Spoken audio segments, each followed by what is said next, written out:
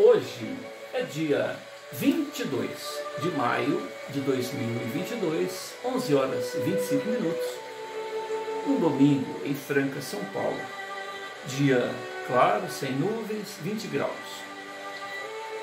Nós estamos realizando o culto cristão no lar e optamos nesta fase pela leitura desta obra, Universalismo Crístico.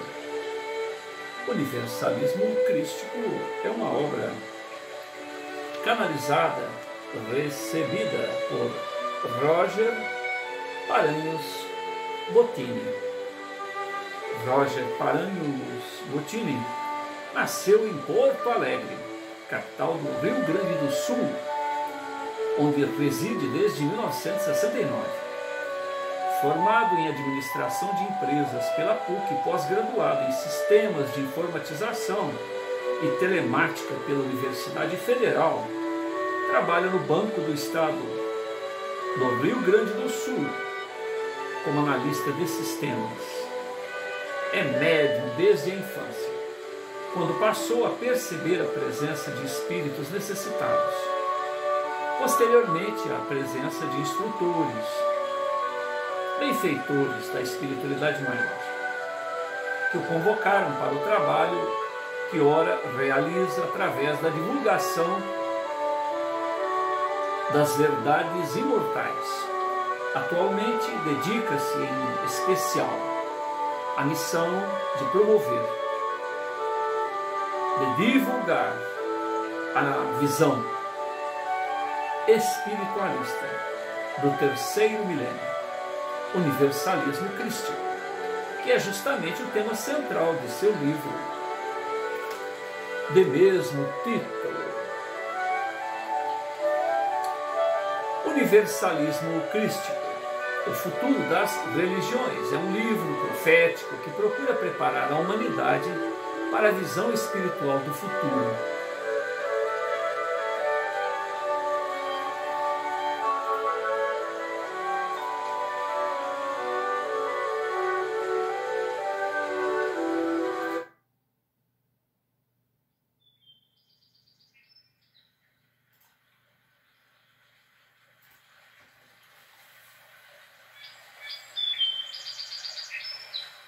A busca consciente da espiritualidade em oposição à submissão religiosa atual que escraviza ao invés de libertar. Adotando uma metodologia simples, filosófica, baseando-se em 3 alicerces principais.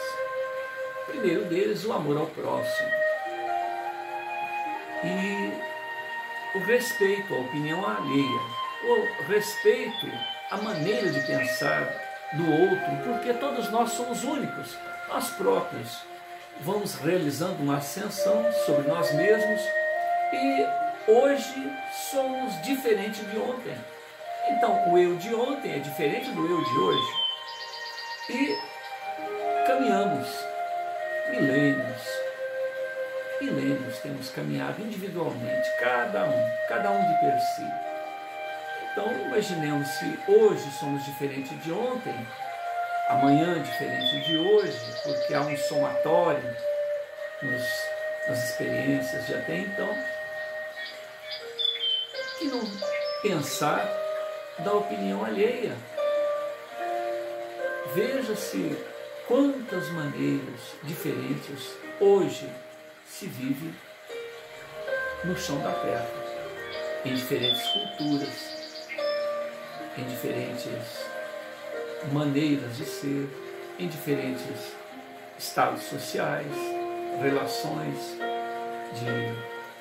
pessoais, relações em sociedade.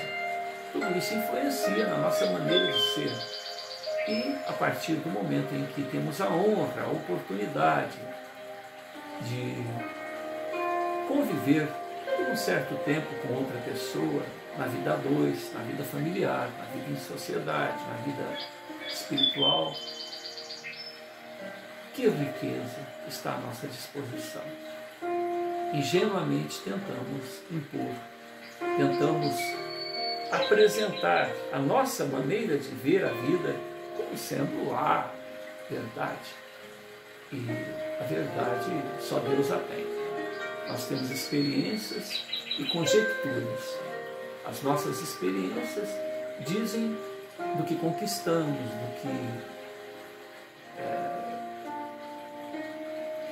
fizemos equivocadamente. E certamente, se tivéssemos que fazer novamente, faríamos diferente. Mesmo nas conquistas, faríamos diferente. Então, se nós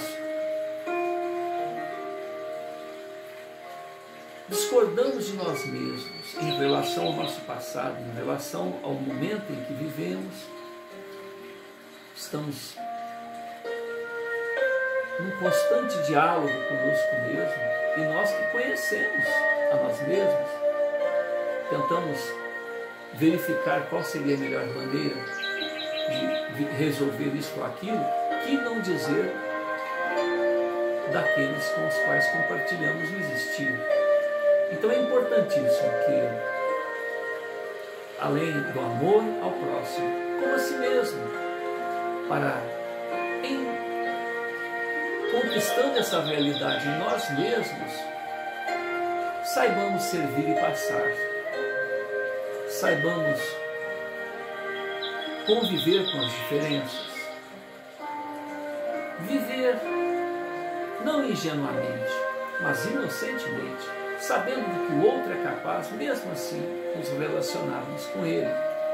Sabemos do que nós somos capazes, mesmo assim, tendo a honra de conviver com espíritos de escola, pessoas que estão à nossa frente, que certamente perdoarão, relevarão os nossos equívocos, os nossos tropeços, as nossas fraquezas. Então, considerando que o Pai, a fonte criadora, colocou em nosso mundo íntimo uma parcela de si próprio, somos um no Pai e o Pai é um em nós, somos todos filhos do mesmo Pai. E mais curioso, mais interessante, mais espetacular disso tudo é que estamos conectados uns aos outros. As conquistas das outras pessoas, as derrotas das outras pessoas influenciam em nós. Quer nós tenhamos conhecimento ou não dessas conquistas ou dessas derrotas. Não é possível um grupo de pessoas estar sendo trucidado no outro lado do planeta e isso não refletir em cada um de nós, mesmo inconscientemente. Né? Então, diante dessa realidade, é o nosso dever, para o nosso próprio bem, para a nossa maneira serena, tranquila e vicejante, uma maneira altiva de ir seguindo sempre à frente, seguros, porque estamos somando, não estamos tendo que revisar embaraços quando agimos diferentemente dessa proposta apresentada pelo preposto de Deus, o nosso irmão maior, o nosso experiente, sábio e acho branco e o certo Cristo de Deus. Não há como retroceder, não há como desmerecer, não há como desconsiderar, não há como deixar de viver esta proposta. Então este é o grande desafio. Cabe-nos, uma vez que caminhamos sempre sós, por milênios, chegaremos à evolução por esforço próprio. Muitas das vezes teremos que ver passar por nós pessoas mais determinadas, pessoas mais dispostas, pessoas mais sinceras consigo próprio, que vão trabalhando em si e seguirão à frente. E deles veremos apenas o rastro luminoso, tal a distância do empenho, do trabalho, do esforço desses que alcançam a iluminação, que alcançam a ressonância harmônica com a fonte criadora, que é amor. Então aprendamos a ouvir mais do que a dizer. Certamente temos o que contribuir num bom combate, num bom embate, num bom diálogo, mas ouvir mais, porque afinal de contas, se partirmos para querer dar aulas para os outros, estaremos perdendo a valiosa oportunidade de aprender um tanto mais, porque afinal de contas, daqueles com os quais convivemos, o que nos sobra são apenas as experiências. Aqueles que amamos sempre seguem adiante. Aqueles com os quais tivemos um entrevero menos agradável, mas que nos cabe revisar a situação e fazer uma leitura sempre sadia do ocorrido, uma leitura que nos faça crescer. Então, foi muito bom relacionarmos com pessoas indigestas, vamos dizer assim, no momento do relacionamento. Mas que certamente nós outros, como essas pessoas, também temos que crescer, temos que relevar, temos que seguir adiante, uma vez que tantos irmãos de vanguarda terão que relevar os nossos equívocos diante da oportunidade com os quais conviveremos com eles. Somos o resultado do investimento de muitos daqueles vanguardeiros que nos amaram, que investiram desde a nossa chegada aqui na Terra e muito antes disso, na propositura, no projeto existencial encarnatório em que nós estamos, né? Quando desencarnarmos, certamente neste reencontro com esses empreiteiros, com esses que investiram na nossa melhora, tudo será muito bom, independentemente da maneira com que nos reencontremos, tudo será muito bom. Fizemos o nosso melhor ou não. E novas propostas, novos desafios, afinal, a vida segue adiante. Somos imortais, herdeiros do existir, herdeiros dos potenciais do próprio Pai Celestial, da própria fonte criadora. Cabe-nos despertar para este encontro harmônico com o melhor que pode ser feito. E isso somente no mergulho dentro de nós mesmos, sempre, independente dos momentos de euforia, independentemente dos momentos menos agradáveis, nos quais nos encontramos meio acoimados, meio encantoados. É essa harmonia com a fonte criadora que nos dará a direção. Calma. Ou segue adiante. Tudo vai dar certo. Essa doce voz, essa doce intuição materna, vamos dizer assim, e a severidade paternal que nos mantém firmes, responsáveis, fazendo o nosso melhor e deixando ao outro o direito de ser como lhe aprouver. O segundo alicerce, depois do amor e do respeito ao próximo, é saber que somos imortais, saber que estamos momentaneamente mergulhados aqui na carne, que já estivemos aqui outras vezes e já fizemos essa jornada de mergulho num plano mais denso, em outros orbes, porque há muitas moradas na casa do Pai, né? E o mais interessante, quer aqui na Terra, quer em outros orbes, somos herdeiros do que fizemos de nós próprios. Os momentos em que nos empenhamos em ressonar harmonicamente com a fonte criadora e acertamos. E os momentos em que achamos que éramos autossuficientes e resolvemos enfiar os pés pelas mãos, chutar a porta, chutar o balde, agir de uma maneira irresponsável, colocamos junto a nós mesmos as consequências que temos que refazer, reconsiderar, reatar, pegar as pontas soltas e continuar a tricotar a nossa indumentária, o nosso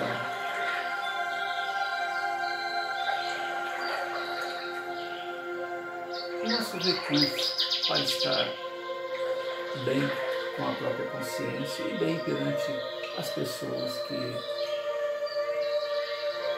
confiam em nós há milênios. Somos irmãos em Deus. Somos oriundos da mesma fonte. Então, é muito importante que nós nos empenhemos em bem nos relacionar, em tolerar aquilo que nós poderíamos chamar de intransigências, de abusos de nossos irmãos, certamente quando necessário tomarmos as atitudes próprias por respeito, porque da mesma maneira com que eu respeito o outro, eu exijo do outro o respeito que eu lhe endereço. Né?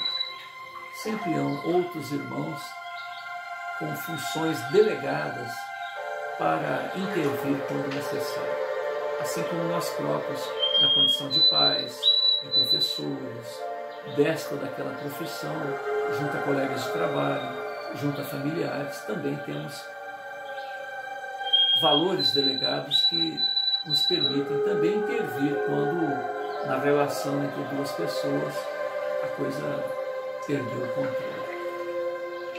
O melhor orientador sempre é o Pai Celestial. Se cada um de nós, ou pelo menos uma das partes, estiver em ressonância harmônica com o Pai Celestial, tudo se desfaz. O indivíduo que conhece o problema sai do problema de uma maneira com expertise. E finalmente, o terceiro alicerce, depois do amor ao próximo, respeito à opinião alheia, dar ao outro o direito de ser como lhe aprouver e exigir de nós mesmos o melhor a ser feito no momento, porque daí a pouco teremos outras atitudes mais nobres, mais outros recursos para fazermos melhor.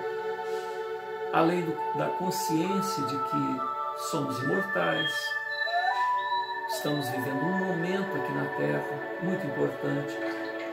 Há uma fila muito grande de pessoas querendo ter a oportunidade que nós estamos tendo. Então, não temos muitas das vezes condições de avaliar a importância desse momento. Tanto é que o próprio instinto de conservação faz com que lutemos para adiar o mais possível o nosso retorno à nossa vida natural, à nossa realidade primeira, que é o mundo espiritual. Mas é tão importante a nossa passagem aqui na Terra que o próprio instinto de conservação nos leva a manter aqui até o último instante possível.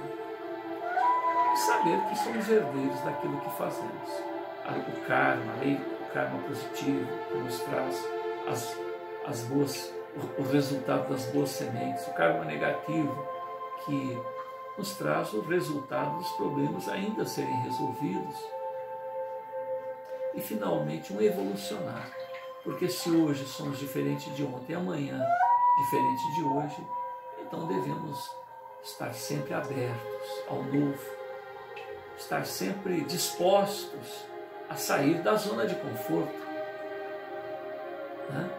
estar sempre pronto a ouvir a experiência alheia, dar tempo para absorver aquilo e ver o que se pode aproveitar, porque quando se lê um livro, certamente todo conteúdo é válido, todo conteúdo é importante, mas para a nossa vivência pessoal, às vezes algumas páginas, algumas letras, uma frase nos é fundamental para resolvermos o problema imediato ou que vai nos aparecer depois.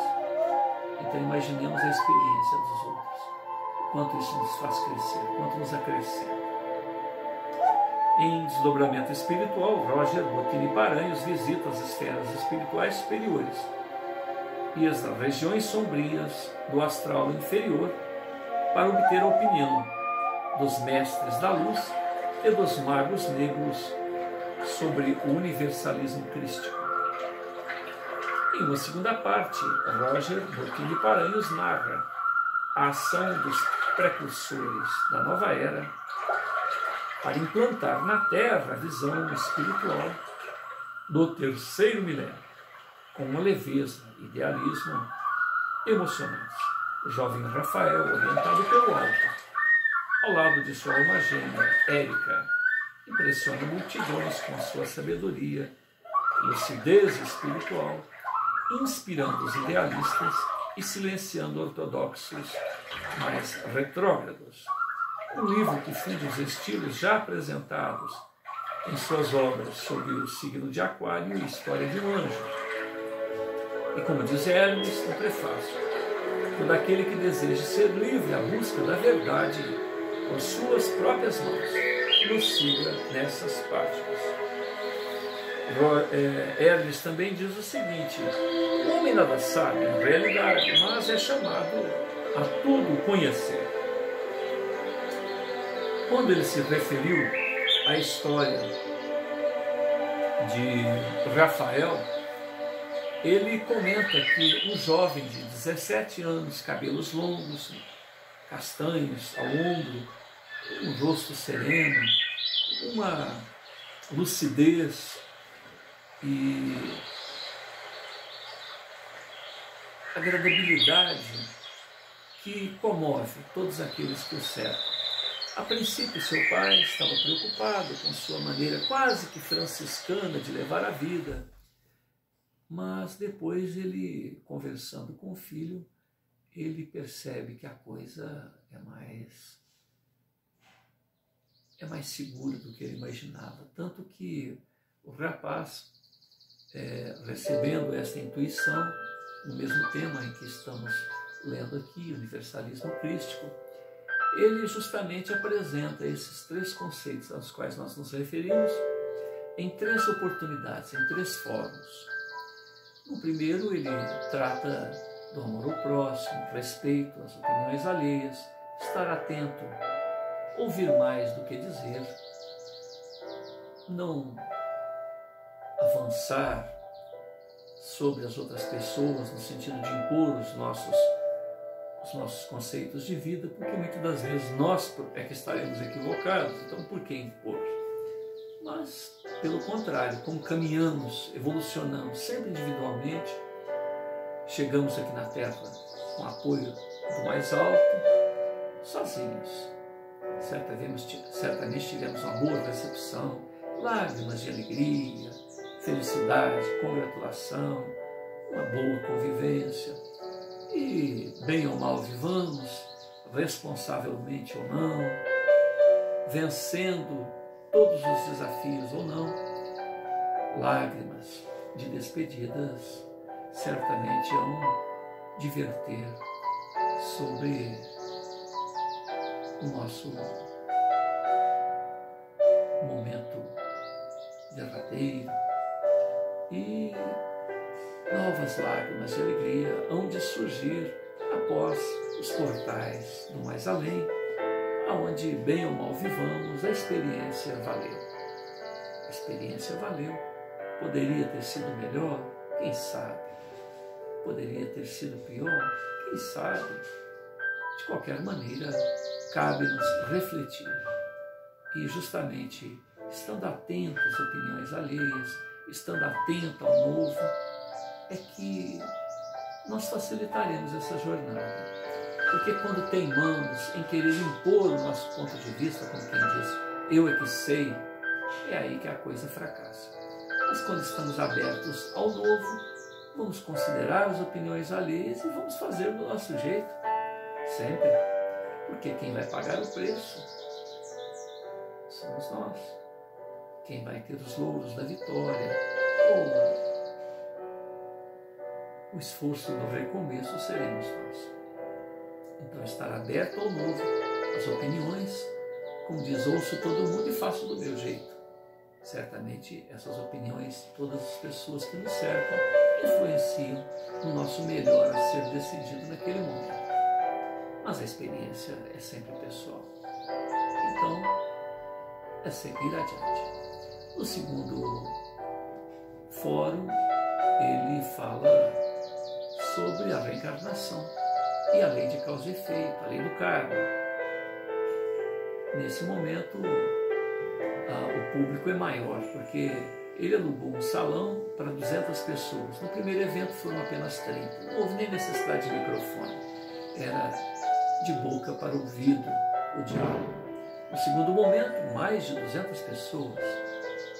E ali houveram certamente alguns presentes, alguns indivíduos mais afoitos, com paradigmas, com dogmas, com preconceitos, com pensamentos formados, num monoideísmo em torno de um conceito, de uma maneira de se viver, aonde, apesar de terem sido convidados para um diálogo sereno, tranquilo, uma troca de experiências entre irmãos, porque afinal de contas todos somos filhos do mesmo pai, né? Vamos dizer que num diálogo entre um pastor e um padre, num bom embate, eles dizem que são filhos do mesmo pai ou são funcionários do mesmo patrão, muito embora trabalhem em firmas diferentes. Cada um tem lá o seu propósito existencial, mas todos têm a consciência de que o pai, de que o dono da seara é o mesmo. Né? Então,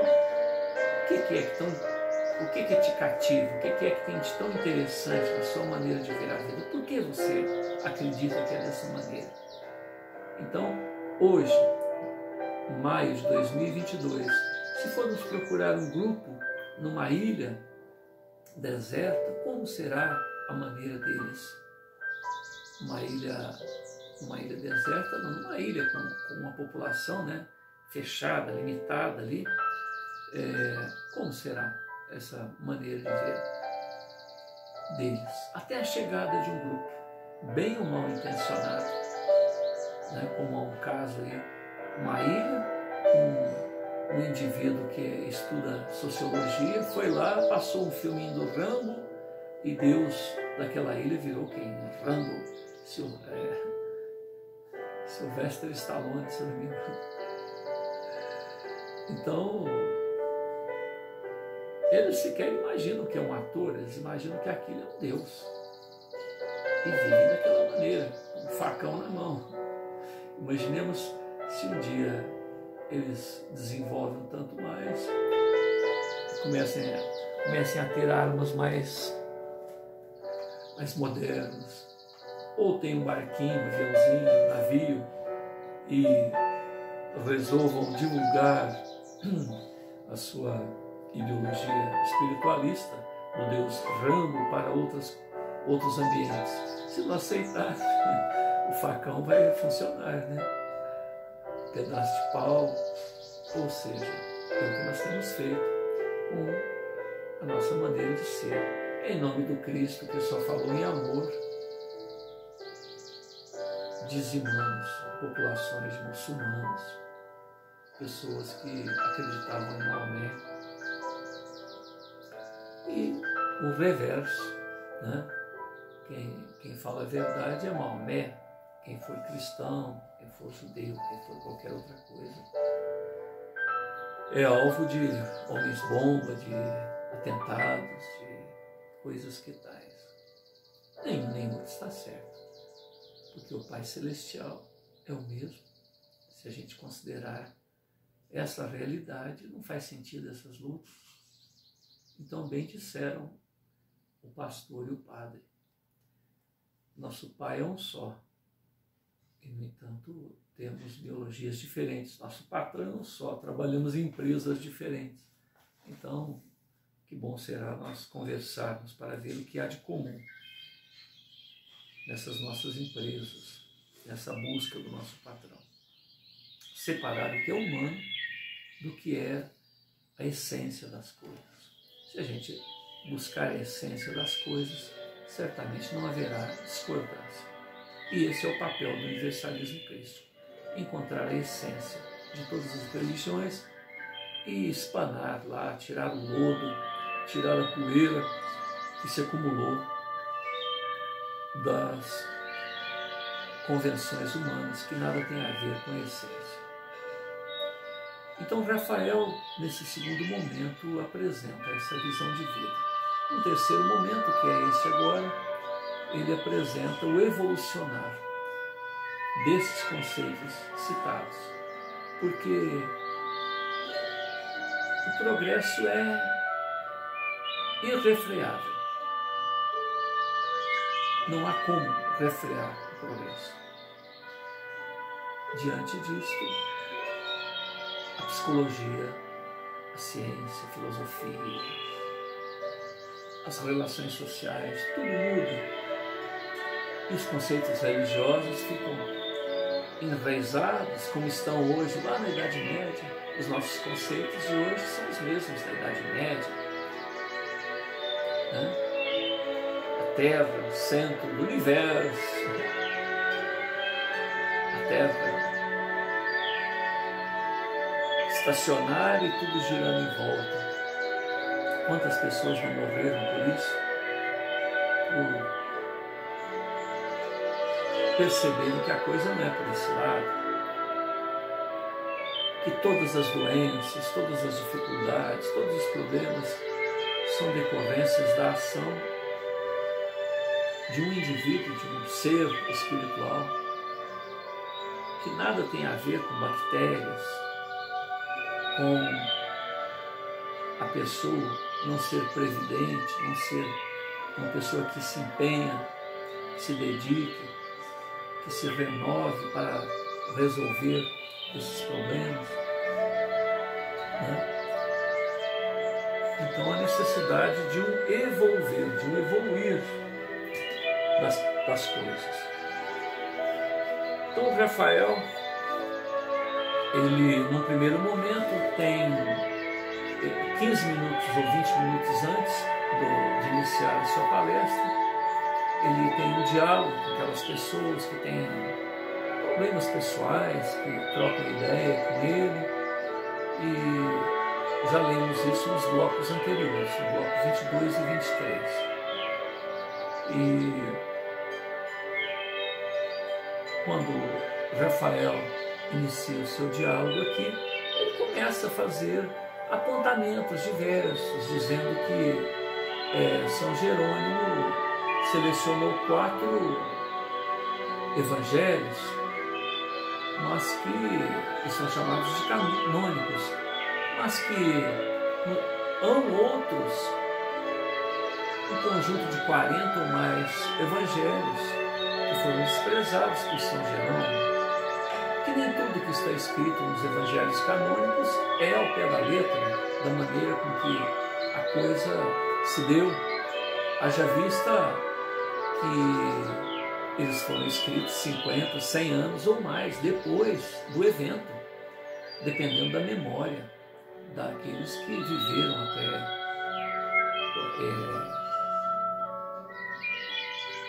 até o momento em que eles foram escritos em grego, escritos em aramaico.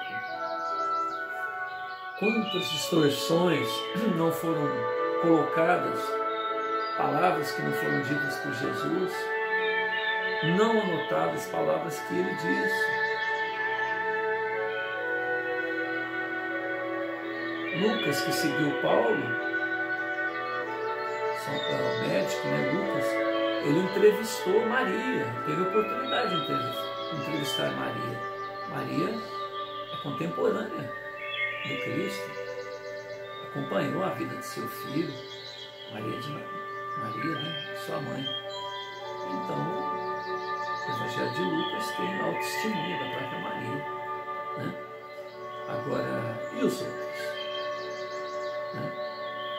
Então, nós estamos fazendo esse comentário para dizer que acontece um fato na cidade, no bairro onde a gente mora, ou dentro da própria casa da gente, e quantas versões não aparecem em torno daquele evento. Agora, imaginemos uma coisa relacionada ao Cristo. O próprio nascimento de Jesus, olha quanta coisa aconteceu o tempo começou a ser recontado. A história anterior, né, do Velho Testamento, ela como diz, ficou no passado e começa a contar um novo tempo a partir de Jesus. Então é antes de Jesus e depois de Jesus. São Jerônimo ou algum outro que depois foi atualizar as anotações de São Jerônimo errou a data, o mês. Então Jesus não nasceu em dezembro. O ano 1 é o ano do nascimento de Jesus? Não. Há um erro de 5 anos, 6 anos, 4 anos. Você tem que ser segurança se é 5, se é 6, se é 4. Então veja bem as nossas preferências. Como é que uma pessoa consegue errar o ano do nascimento de Jesus? Está ali só para isso. Né? Os exegetas, aquelas pessoas que se dedicam integralmente à fidelidade do texto e não se tem certeza do ano exato, do nascimento de Jesus, do mês exato. No decorrer da história, imperadores, reis, tiraram um mês, colocaram um mês, então nós temos 12 meses no calendário da nossa região aqui, né? Na parte ocidental. Meses foram subtraídos, meses foram acrescentados. Quer dizer, além de ter uma composição histórica onde o ano do nascimento de Jesus está equivocado, no ano primeiro, Jesus já teria 5, teria 4, teria 6 anos. No ano primeiro. Ele nasceu, eu já tinha nascido. Olha como é complicado. Né? Então Rafael vai fazendo uma sequência, né, de apontamentos. Eu vou continuar a partir da página 164, apesar que eu já li um pedaço dessa página, basta pegar os blocos anteriores. Tudo isso deve ser analisado, porque na verdade essas informações não são de Deus, mas dos homens, nada mais que interpretações humanas, equívocos, equívocos, ou seja, o próprio nome já diz, equívocos, enganos ou anotações intencionais, tergiversando a fonte, né? Não sendo fiel à fonte. As religiões, portanto, são instrumentos de ligação do homem ao Criador. E para isso devemos compreender que com o passar dos séculos a humanidade evoluiu, adquiriu uma nova compreensão, independentemente dos erros que a gente citou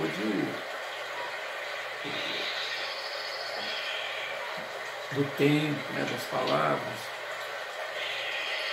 E os conceitos medievais de religiosidade não atendem mais à verdadeira fé. Aquela que compreende a mensagem, aquela que compreende o objetivo da vida criada por Deus. Evoluir para nos tornarmos iluminados, espíritos iluminados. A imagem e semelhança do Criador. Se hoje em dia as religiões não atendem mais ao nível de compreensão da humanidade, tanto é assim que ela cada vez mais nega as religiões por não encontrar eco em seu coração. O que dirá, então, em relação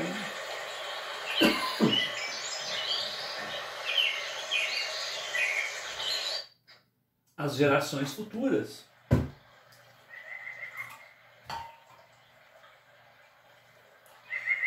Os filhos da nova era, né? Em 50 anos, nós estamos em maio de 2022. Quanta coisa não mudou, né? Quanta coisa não mudou. Então imaginemos, daqui a 4, 5 gerações, o que significará esses conceitos religiosos medievais? Estaremos aí utilizando veículos à base de eletromagnetismo,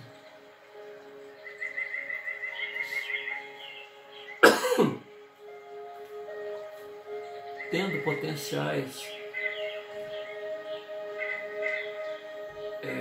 que a gente poderia chamar de metapsíquicos ou parapsicológicos.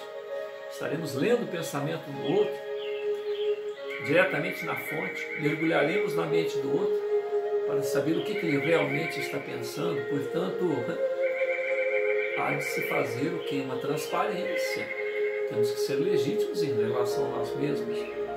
Não agirmos de uma maneira desconforme do que realmente há aqui dentro, porque o outro vai mergulhar no nosso ambiente. Os espíritos desencarnados já fazem isso. Alguns indivíduos que têm recursos paranormais, recursos mediúnicos, que é a mesma coisa. O médium é aquele que vê o pensamento do desencarnado. Por que então não vê o pensamento do encarnado? Também é um espírito, com um corpo físico. Basta treinar, basta buscar. O paranormal é o médium. O médium é um paranormal. São nomenclaturas porque eu identifico uma relação direta entre o encarnado e o outro. Então chamo de paranormal. Mas o encarnado é um espírito. E o desencarnado é um espírito. Nós somos espíritos. Então, são recursos de espírito para espírito que estão sendo utilizados e uma nomenclatura cria uma separação, mas não existe separação, é o mesmo proceder para pegar o pensamento do desencarnado mesmo para pegar o pensamento do encarnado. Nós estamos falando só disso, de pensamentos, mas e outros recursos? Manipular a matéria, porque afinal de contas esse corpo é matéria, tudo ao nosso redor é matéria. Nós evolucionamos manipulando a matéria. Orientam os amigos espirituais no sentido de informar que a mônada, o germe da vida, o espírito na sua fase embrionária, dorme no mineral, sonha no vegetal, agita-se no animal e desperta no homem. Mas uma informação muito recente, antes de sair da fase animal para vir para a fase hominal, existe a região dos elementais. Essa informação para mim é nova, eu não conhecia.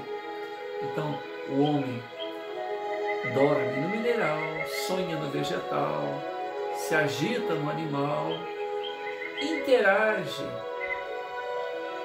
no universo dos elementais. Elementais, olha que interessante, isso é um campo vastíssimo para a gente explorar. E depois, por interferência do próprio Cristo, do responsável cósmico por este orbe, ou por sistema, ou pelo universo, porque o Cristo é o preposto de Deus que gerencia um grupo de almas.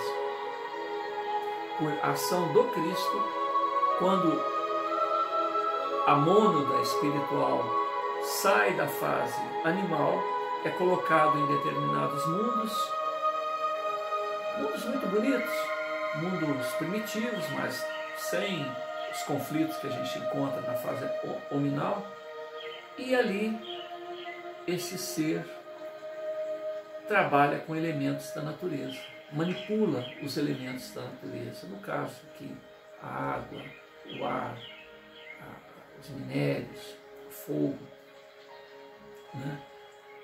Em tudo na natureza há a ação das mônadas e dos elementais e dos seres que já atingiram a fase humana. A fase humana é aquele que despertou para o próprio existir. Ele olha no espelho e fala, eu existo. E daí o progresso continua, porque nós estamos falando em Cristos. Então, antes de chegar à fase crística, vamos colocar uma outra fase, um evolucionar do espírito até se tornar um espírito perfeito. Depois atingir o que nós poderíamos chamar de angelitude. Então a gente não tem ideia nem do que é um espírito perfeito. quanto mais, e depois tem outra escala, a escala crística. Então é um processo evolucionário onde nós somos como que bactérias, como que pulgas, né? Que pensa e que não tem ideia do universo que nos cerca. Esse terceiro fundamento do universalismo crístico talvez seja o mais essencial, o evolucionar, né? Do pensamento, do conhecimento, estar sempre aberto ao novo. Para o importante avanço espiritual necessário para ingressarmos na nova era, e que o manterá vivo e sempre avançando para o futuro. Como eu disse, desde a primeira reunião, afirma que não são verdades absolutas que nós apresentamos, à exceção da mensagem do próprio Cristo de Deus, que se fez presente na terra para dizer: amai-vos uns aos outros. Como diz Chico Xavier, ele não pediu para a gente subir o Monte Everest, mergulhar nos abismos, morrer pela humanidade, mas amar uns aos outros. É só isso que ele pediu para a gente. Não é possível que no início do terceiro milênio ainda estejamos escravos de conceitos religiosos tão medievais como a crença de que devemos ser subservientes a Deus e que Ele é uma entidade externa. Olha que visão renovada que Rafael traz. Somos um com o Pai, o Pai é um em nós. Somos a essência do próprio Criador. Jesus falava: vós sois deuses. Aquilo que eu faço, vós podeis fazer e muito mais. Olha que parece um absurdo, né? Como que a gente pode fazer a mesma coisa que Jesus fazia e muito mais? Somente evolucionando, né? Os amigos espirituais orientam que Jesus tem 13 bilhões de anos, a idade do universo. Porque o Pai é eterno. Antes desse universo existir, existiam outros universos. O universo, o espaço em que Jesus evolucionou, muitas das vezes nem existe mais.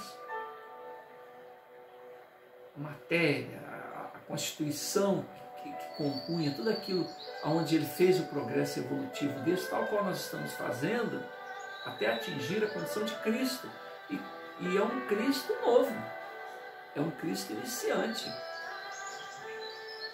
Se a gente jogar que Jesus tem 13 bilhões de anos, não importa o número, se é exato, se não é, só para a gente ter uma ideia, mas a informação que tem é essa. A Terra tem 4,5 bilhões de anos. Jesus tem 13 bilhões de anos. Há 4,5 bilhões de anos ele já estava na condição crística e assumiu a responsabilidade de cuidar do nosso órgão, de cuidar de todos nós, vamos dizer assim. Porque o planeta, depois de, olha só, 4,5 bilhões de anos tem a Terra, mas a humanidade está presente aqui há alguns milhares de anos. Milhares, depois de milhares vem milhão, vem bilhão. É como se fosse um livro dessa grossura e a humanidade está aqui nessas últimas páginas. Então, a grandeza dele de ter administrado a construção desse orbe, desde lá do momento em que era apenas, né, uma explosão de energia, depois formar a crosta, depois ir criando tudo isso, né? Jesus é tão grande nos seus potenciais que há líderes religiosos que acham que Jesus é o próprio Deus. Uma vez eu estava conversando isso com a minha mulher e eu falei: nossa, você sabe o que eu descobri? Que Jesus fez o planeta, que ele utilizou, e fui contando os detalhes e tal. E falei, uma informação mais recente ainda, falei para ela: Jesus, ele é o administrador de Crion, de Capela, de Alcione. Nós estamos aqui na Terra, muitos de nós somos degredados de Capela. A gente não acompanhou a evolução lá E Ele, que é o Cristo também de capela, mandou a gente aqui para a terra. Criam. É um mundo primitivo, onde muitos de nós também seremos novamente degradados, se não fizermos por merecer, se não fizermos por ter uma reforma íntima, ou seja, não nos adaptarmos à única mensagem que Ele pediu: amem-se. Ame-se e ame ao próximo, ame a Deus, respeite a opinião do outro. E no amor a gente encontra todas as necessidades, todas as dúvidas, e encontra todas as respostas para esse evolucionar, para estarmos aptos a continuar neste planeta azul, né, neste chão da terra, porque a maioria de nós seremos degradados. Há muitas moradas na casa de meu Pai, diz Jesus, e Ele é o Cristo de 5 orbes. E eu apresentava esse conceito para minha mulher, e ela olhou para mim assim com uma certa ironia, com certa... diz: coitado dele, você não sabia que Jesus é Deus? Você está falando que Ele está administrando aí 5 planetinhas? Não, Ele administra o universo inteiro. Olha como que são os conceitos de vida, né? Enquanto eu estou admirado de saber que alguém tem o potencial para administrar toda essa humanidade, 30 bilhões de almas estão sob seu cuidado aqui na Terra. Há informações de que somos oriundos de orbes diferentes. Estamos aqui numa amálgama, trocando experiências. Somos espíritos renitentes no erro, conforme a gente comentou, alguns viemos de capela e outros orbes. Essas informações chegam a dizer que Jesus recolheu almas de 30 orbes diferentes para compor essa humanidade presente aqui na Terra, né? Então, é nesse laboratório, nesse cadinho de relacionamento de uns com os outros, é que nós vamos evolucionando. Por isso é importante. Se viemos de locais tão diferentes, é mais importante ouvir do que falar. É mais importante aprender com a experiência do outro. Usa lá o que quiser, usa lá o que interessa, ouça todo mundo e decida por si próprio qual que vai ser a sua atitude daqui para frente, né? Então, diante dessas informações que a gente está apresentando agora, olha o que o Rafael fala. Se hoje em dia as religiões não atendem mais ao nível de compreensão da humanidade, tanto é assim que cada vez mais se nega as religiões por não encontrar eco no coração. O que se não dirá das religiões futuras, que são almas eleitas para o novo estágio evolucionário da Terra no 3º milênio? O terceiro fundamento do universalismo crístico talvez seja o mais essencial, o mais importante avanço espiritual necessário para ingressarmos na nova era, e que o manterá vivo e sempre avançando para o futuro. Como eu disse desde a primeira reunião, o que eu afirmo não é uma verdade absoluta, à exceção das palavras do Cristo: amor ao próximo, respeito ao conhecimento, às experiências, à sabedoria daqueles com os quais compartilhamos o existir. Ouvir mais do que querer impor. Logo, tudo está aberto à troca de ideias, a um estudo. A busca do debate filosófico e científico deve ser sempre impulsionado, deve sempre impulsionar o saber espiritual para o futuro. Não é possível que no início do 3º milênio ainda sejamos escravos de conceitos religiosos tão medievais, como a crença de que devemos ser subservientes a Deus e que Ele é uma entidade externa, quando na verdade é o nosso Pai, é o nosso gestor. Deus é bom, disse Jesus. Um dos discípulos chegou para ele e disse: bom mestre, mestre eu sou, mas bom, só o Pai. O Pai, então, a fonte criadora é amor. Por amor, Ele nos coloca de frente às consequências do que fizemos. Por mérito acertamos, por mérito refazemos e continuamos a nossa jornada. O Criador não deve ser visto de forma paternalista, como se servisse somente para atender lamentos, pedidos. Servir de exemplo, sim, ele deve ser, sendo a fonte do amor, para a nossa caminhada rumo à perfeição. Ao lembrarmos dele, devemos procurar melhorar com o objetivo de honrar a nossa origem, honrar a nossa destinação, honrar a ressonância que existe entre a fonte e nós outros. Somos deuses em potenciais. Se nós dissemos que estagiamos na região mineral, na região vegetal, animal, na região elemental, na fase humanoide, estamos destinados a nos cristificarmos depois de nos tornarmos espíritos perfeitos, seres angélicos, atingirmos a cristificação, aquilo que eu faço vós podeis fazer e muito mais. Vós sois deuses. Olha, o próprio mestre, o próprio irmão mais velho, né, o próprio orientador nosso, nos dando a direção a seguir. Então devemos procurar melhorar, atingir o objetivo, honrando o Altíssimo. O sacrifício ou o pagamento de promessa mais agradável aos olhos do Criador é o cultivo de virtudes crísticas.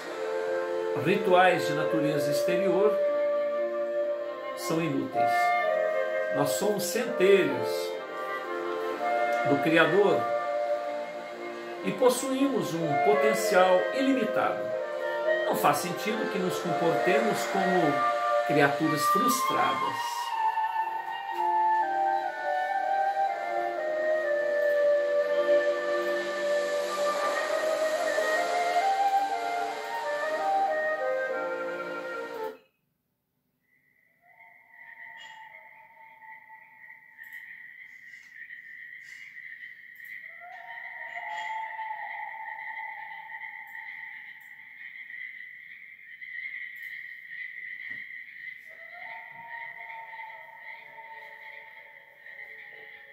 Somos centelhas divinas do Criador e possuímos um potencial ilimitado. Não faz sentido que nos comportemos como criaturas frustradas, sempre nos punindo por nossos pecados, por nossos erros de alvo.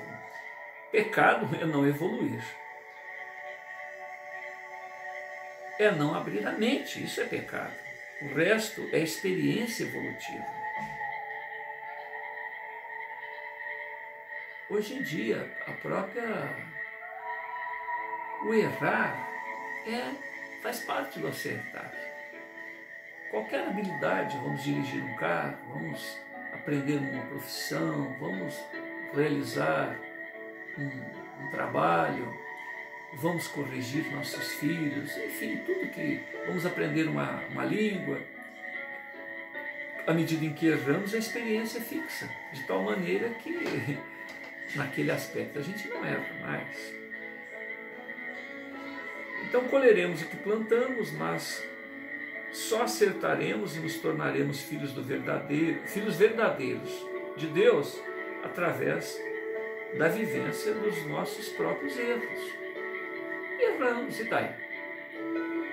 Levantemos e continuemos a jornada. O erro é filho da ignorância. Meus irmãos, vamos abrir as nossas mentes, diz Rafael. Sigamos em nossa jornada com o primeiro alicerce do universalismo crístico em nossos corações. Amor ao próximo, sem cabrestos, sem paradigmas, sem preconceitos, sem embaraços medievais.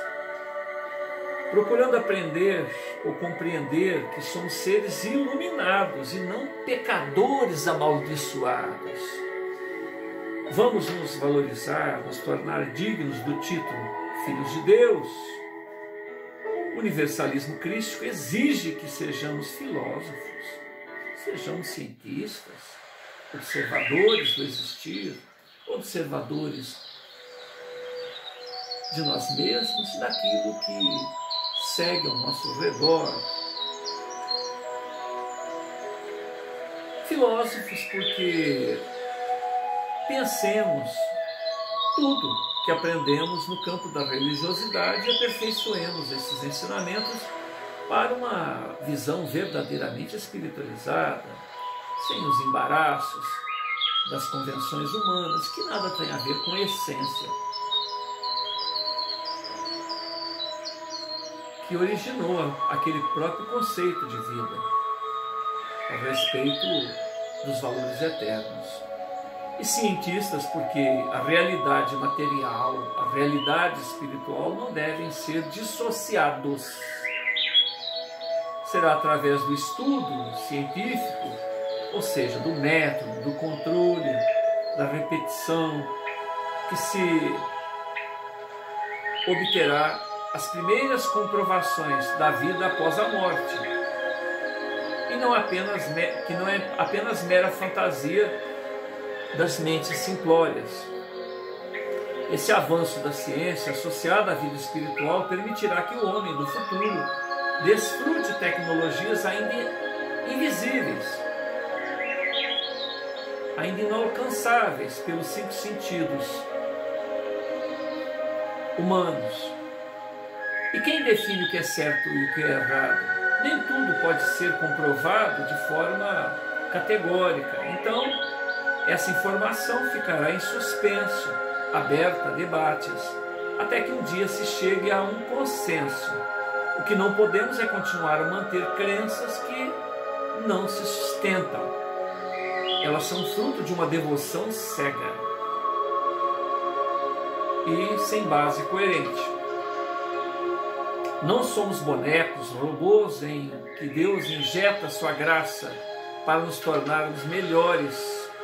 O homem é fruto de suas ações, aquisição de consciência, e não alienado, controlado pela vontade externa. As gerações futuras terão uma expectativa de vida muito superior à atual, por causa da mudança dos hábitos, avanços da medicina em todas as áreas. Há uma longevidade que permitirá um acúmulo de conhecimento muito maior nessa mesma vida por parte das pessoas, estimulando-os ao inevitável, ao irrecusável progresso. A mente progressista do terceiro milênio estará sempre aberta para descobrir o novo, estar abertos para o inesperado. No campo da filosofia religiosa, novas descobertas trarão luz aos ensinamentos mal interpretados dos grandes avatares da Terra.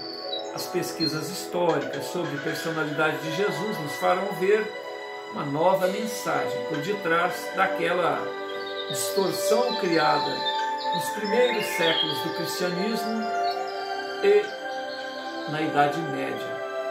Será o fim de rituais sem sentido, simbologias que nada acrescentam para a real metamorfose humana, para o crescendo de cada um de nós, das trevas para a luz.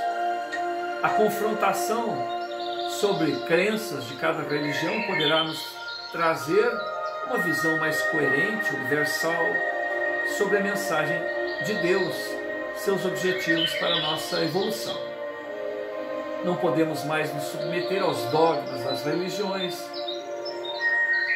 às escrituras ditas sagradas que foram escritas pelos homens, pois se assim nos comportamos, jamais teremos um progresso no campo espiritual. As religiões ensinaram os nossos antepassados a não questionar a palavra de Deus, que isso era pecado, falta de fé. É muito fácil perceber que isso era interesse, cabrestos, para manter o controle sobre fiéis. Já a verdade cristalina de Jesus era outra. Conhecereis a verdade e ela vos libertará. Do alto de seu reino de luz, o grande mestre aguarda o nosso despertar. Ele espera que abandonemos a alienação imposta pela própria sociedade, pelas religiões, e que mergulhemos na busca por respostas. Nós estamos entrando em uma nova era que selará o fim de gurus e de líderes religiosos. Eles não serão mais necessários, pois o homem do futuro compreenderá que a verdade e a única religião é a própria consciência em busca de espiritualização. Nós paramos na página 166. Aqui um diálogo vai existir entre ele e o público. O próprio Martim Lutero foi amaldiçoado, né, pelo Papa. Ele cometeu uma blasfêmia. Né? O Martim Lutero dizia que o homem, ele conversa com Deus diretamente. Ele era contra uma série de coisas, 100 itens lá. E daí surgiu todas as divergências do catolicismo, porque o Martim Lutero era um bispo, né, alemão, traduziu a Bíblia, tirou do latim e colocou, né, numa língua que as pessoas poderiam compreender. Era proibido ler a Bíblia, porque a maneira com que era levada os ritos, as situações relacionadas à palavra de Deus, né, entre aspas, eram muito diferentes. Né? Então, Martim Lutero não concordou com isso. E veja bem o que aconteceu com o próprio luteranismo, calvinismo e outros, tantas distorções. Né? Ele era contra a venda de indulgências, uma série de outras coisas. E hoje nós temos aí dentro das mídias evangélicas, né, a teologia da prosperidade. Não que as pessoas não devem prosperar, mas uma verdadeira rapinagem em relação aos fiéis. Você dá sua casa, você dá seu carro, você dá tudo seu que Deus vai te dar, aparecendo aquelas propostas estelionatárias, né, que jogam o interesse da pessoa, a ganância da pessoa. Olha que absurdo. Jogando com a ganância das pessoas.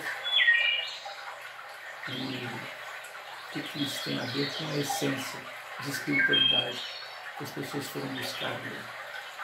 Compreender a respeito de si próprios, e ali é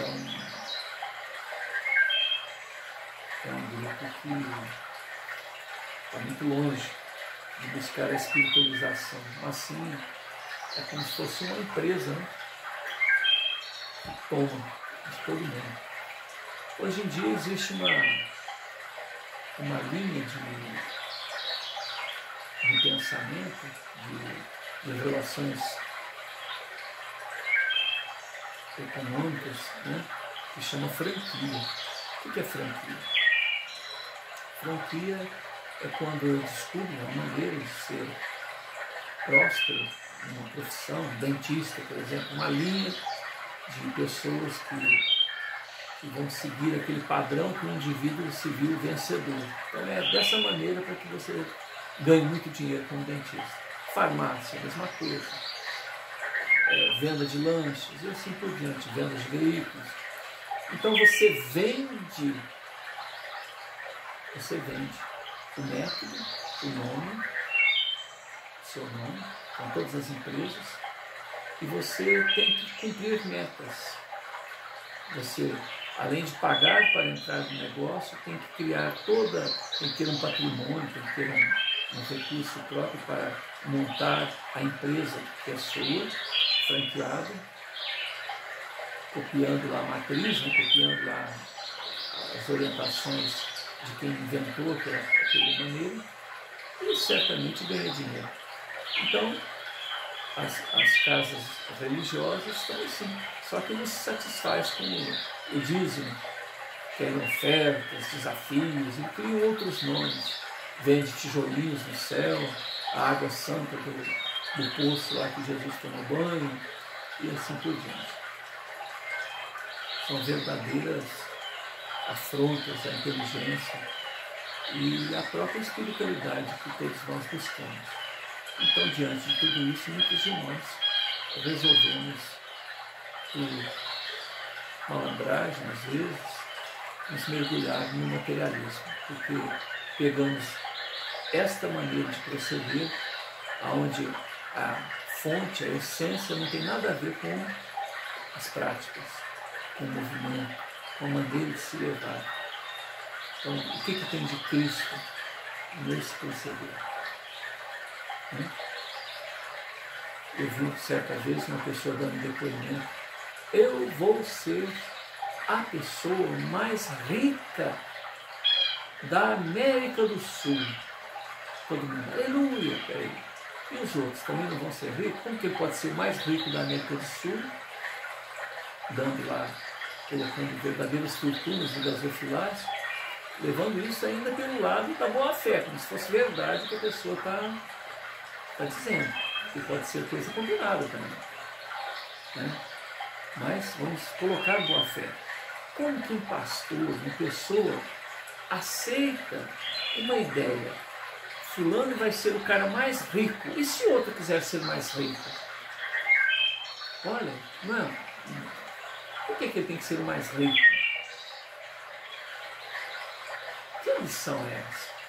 Então, porque eu vou ser o mais rico, eu vou dar uma grande fortuna para a igreja. Né? Agora, vocês me perdoem o lado que eu vou entrar, porque eu sou policial. Pessoas que fizeram ofertas, uma vez que acordam, despertam tudo que fizeram, percebem que o que foi prometido não aconteceu, quer dizer, deu 1.000 esperando 100.000 do Pai Celestial e aquilo não aconteceu, a pessoa retorna lá, o pastor diz para ele, zombando: olha, nós temos bons advogados, você pode fazer o que você quiser, não vou te devolver, isso é problema seu, você deu porque você quis, é você que não teve fé suficiente. Peraí, olha aqui, quer dizer que na hora de fazer a proposta, eu pego a pessoa e levo lá em cima, depois eu tiro a máscara e jogo, se vire, procure seus direitos. Como policial, eu vi isso muitas vezes. E entra na justiça, chega lá o juiz e fala: olha, filho, você deu porque você quis. Você entregou a chave do carro. Tem pastor que não aceita nem carro financiado, tem que ser carro quitado. Porque o carro financiado vai dar problema para eles. Ainda zanga com a pessoa de ter dado o carro financiado para a igreja. Então a gente está jogando isso aí para dizer o quanto é um convite para que as pessoas se tornem ateus. Se você for considerar isso como espiritualidade, nós estamos falando só da lide cristã. Se você for procurar lá os orientais, nós sabemos que somos todos imortais, filhos de Deus, e o cara vai pegar e colocar: eu tenho o direito de pisar em você porque eu estou numa situação melhor, você está aí passando a apertar. Em vez da solidariedade, da fraternidade, do amor, de pegar o outro e levantar, não. Eu estou aqui, olha, uso até a reencarnação para justificar essa prepotência, manter os privilégios. A pessoa sai na rua, os párias, né, aquelas pessoas comuns, tem que se afastar, porque a sombra desse não pode encostar, porque senão ele vai se tornar impuro. Olha como se distorce as coisas. Mesmo a pessoa tendo uma visão reencarnacionista, nada tem a ver com amor. com solidariedade, com respeito, com a troca de experiência. Né? Então, realmente, Rafael e sua equipe, Roger Bottini Paranhos, trazendo essa visão renovada a respeito da mensagem de Jesus e de seus propósitos, porque, na verdade, todos esses avatares que chegaram à Terra antes de Jesus buscaram preparar o caminho para que a sua mensagem tivesse uma acolhida. Porque até então era o olho por olho, dente por dente, mão por mão, pé por pé, pisadela por pisadela, ferida por ferida. Era a lei de Italião. Nada mais justo. Matou, eu vou lá e mato alguém. Matou alguém da minha família, eu vou lá e mato. As pessoas faziam o pior. Né? Você machucava uma pessoa, ele ia lá e machucava a sua família inteira. Então a lei de Italião era o máximo que a pessoa conseguia entender. Então vem Jesus e fala, não, se alguém te bate numa face, ofereça a outra, se alguém te pede emprestado, dá para ele. Se alguém te obriga a caminhar 1000 passos, vai com ele outros 1000. Isso não é por exemplo, tem uma explicação a respeito de caminhar, porque o romano, quando invadia a terra alheia, como fez com os filhos de Israel, existia um parágrafo lá, uma norma. Quando um romano chega, você, povo que é conquistado, é obrigado a carregar a bagagem do romano 1000 passos. E Jesus vem e apresenta uma outra versão. Não, mostra que você é livre. Caminhe com ele mais 1000. Então, ele te obrigava a caminhar 1000 passos por determinação, né, de Roma. 1000 outros passos você caminhava porque você queria. E aí o cara, achando que você era trouxa, dizia, não, então acaba de levá-la para mim. Eu falei, não, eu já caminhei os 1000 passos seus, 1000 passos que eu quis caminhar, e daqui para frente o problema é seu. Ele mostrava a liberdade dele, a consciência de ter que obedecer à lei romana, a liberdade dele de caminhar 1000 passos, mas nem mais um passo depois dos 2000. Então tem essa interpretação, é mostrar que não é que você era submisso ao romano em dobro, mas nos 1000 passos que você caminhava por sua conta, representava a sua liberdade de caminhar 1000 passos, de boa vontade, mas nem mais um. Né? Enfim, tudo isso que nós estamos vendo aqui mostra que somos caminheiros solitários nesse processo evolucionário e devemos ouvir tudo e decidir mais consciente, mas decidirmos sabendo que nós seremos responsáveis pelas consequências de nossas decisões. O Pai Celestial nos coloca frente a vários desafios para que nós cresçamos. Acertando ou errando, pouco importa. Tudo será a nosso favor. O erro também nos ensina uma outra maneira de levar a vida. Muita paz a todos. Obrigado, Jesus, por essa oportunidade que esse clima permaneça no coração de cada um de nós, hoje e sempre. Obrigado.